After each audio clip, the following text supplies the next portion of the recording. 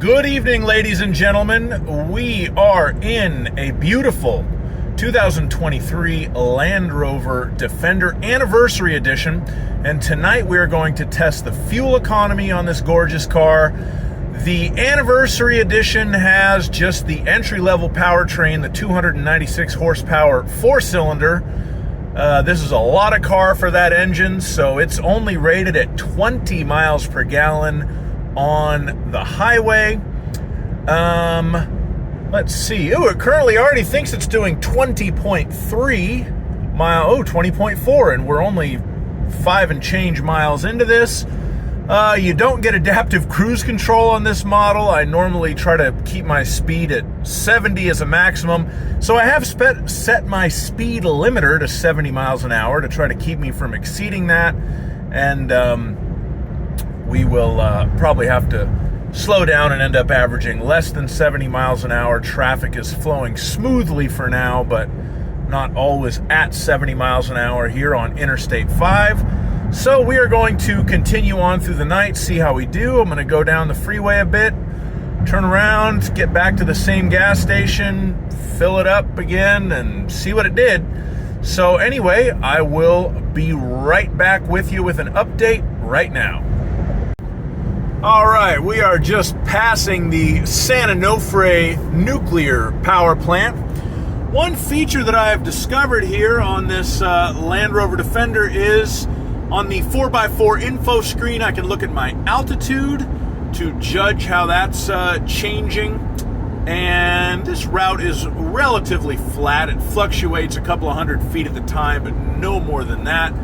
And let's see, we've covered 36.6 miles, and the car thinks it's averaging 20.4 miles per gallon. Now, normally when I do these tests and I try to maintain around, no more than 70 miles an hour, it usually ends up being an average of around 65 miles an hour because I got to slow down for traffic sometimes, and that's exactly what I'm averaging right now. Most cars will do better than their EPA average. I'm not really expecting that out of this one because I think it's just a little too much car for the engine. The four-cylinder does have enough power to move this thing. It's not underpowered. I have driven the P300 Defender 110, which is the six-cylinder. That one's definitely nicer to drive. Unfortunately, I didn't do a fuel economy test on it. That was a couple of years ago before I started doing these. I wish I had. But I will be satisfied if this car makes its 20 mile per gallon EPA estimate, and I wouldn't be surprised if we end up a mile per gallon below that. I just feel like this engine, it's turning 20,050 RPM to keep us at 70 in top gear, and this is a heavy vehicle. The coefficient of drag, it's beautiful. I love the way this thing looks. It's so cool, but we're basically pushing a barn through the air, so the engine's working to do that. It's probably on boost a little bit, but anyway, we will continue on through the night and see how we do, and I will have an update for you in just a jiff. All right, we have turned this beast around. We are headed back, so we're just past the halfway point now.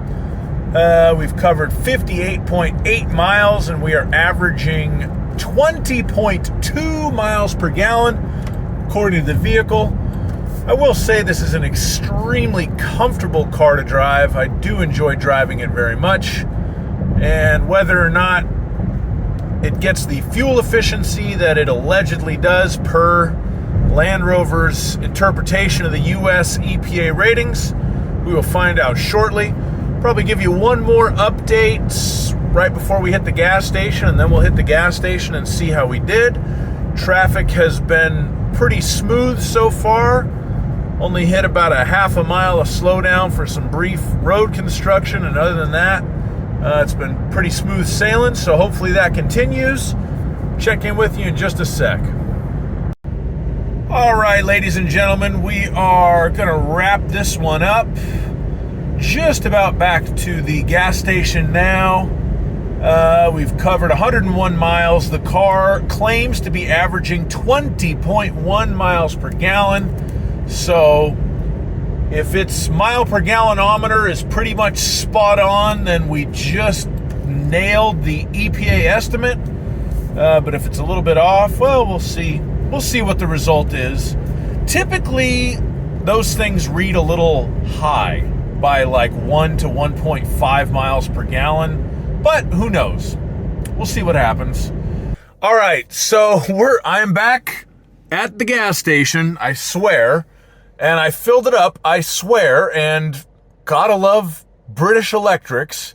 The fuel gauge is not registering full, but let's see how we did, because it just took 5.626 gallons of fuel, and I think that this thing is going to be right on target because we drove 1.12.6 miles divided by 5.626 gallons equals, 20.014. So, almost right on. It thinks it got 20.1 miles per gallon, and it got 20.0 basically. So we'll take that. It got its EPA rating. Oh, that's so funny. I think that, look at that. Let's see if we can watch that thing creep up. So yeah, the fuel gauge is sort of thinking about life there, but I swear to God, I just filled it up. So, 20 miles per gallon, that is the EPA rating on the Defender 110 with the 4-cylinder engine. I'll take that. I was thinking about it. I recently did a similar test in a Bronco with the 2.3 liter EcoBoost. I think it did a little better. I think it did like 20.5 off the top of my head. I also did this test in a Jeep Wrangler 4xe, which, I hated that car. And that was the plug-in hybrid, and I charged the battery before I left, and I did a little bit of a different route on that one. I think it went like 135 miles, and like 19 of those miles were on electric because it had a full battery when I left, and that one only got 22 miles per gallon. So the Land Rover did pretty well for itself. It hit its EPA target, so hey, what do you want out of life? You can see the fuel gauge creeping up. I don't know why it's doing that, because when I filled it up before I left, it popped right up as you would expect it would, but for some reason, English cars are the best. So anyway, this car is rad, I love it. And it got 20 miles a gallon, so there you go. That's the test there. Hope you enjoyed it. Please like my video, subscribe to my channel, all that fun stuff, and have yourself a great night. Bye-bye.